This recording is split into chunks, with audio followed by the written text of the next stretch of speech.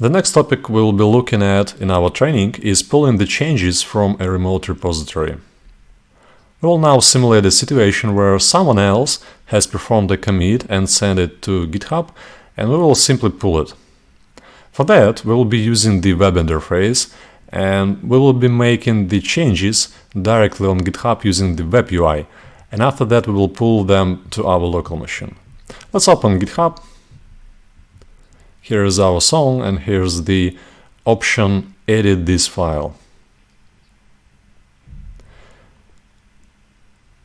We can edit the source code right in the GitHub web interface, as well as commit the changes directly from here. Let's add 2 more lines to our song.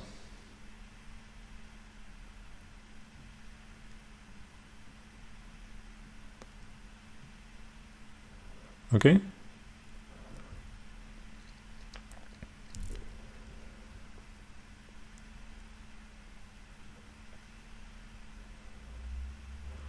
All other settings I will leave as their defaults, so we will be committing to the master branch. We simply add the text and click Commit Changes. Okay, great. Now if we go to the main page of our GitHub repository, we will see that now there are more commits added. So we have now 3 commits. The first one, the initial one, the second one I did from my local machine, and the third one is the one I did just now. Now let's return to the local machine and see what's going on in Git bash. If we call the command git log, we can see that there are only 2 commits. In reality, this is the correct behavior. It should be expected because my local repository is not yet synchronized with the remote one, which is located on the GitHub hosting. In Git we have a synchronization command which is called git fetch. However, git fetch simply synchronizes 2 repositories, but it does not add the new content of the file in the file system. So for that we will need to perform another command, git merge. This is why most developers use the command git pull, which combines both git fetch and git merge.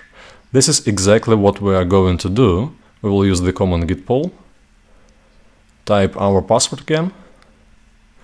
As we can see, the repositories were synchronized, the objects were unpacked, and now we have this interesting little option called fast forward merge is done. We will talk about this later. For now, we're interested in checking what's going on with the content itself. We can see that the local file that corresponds to the version that we are committing by GitHub has changed. We simply reload it, and now 2 more lines of the song appear. This is how we can pull changes from a remote server.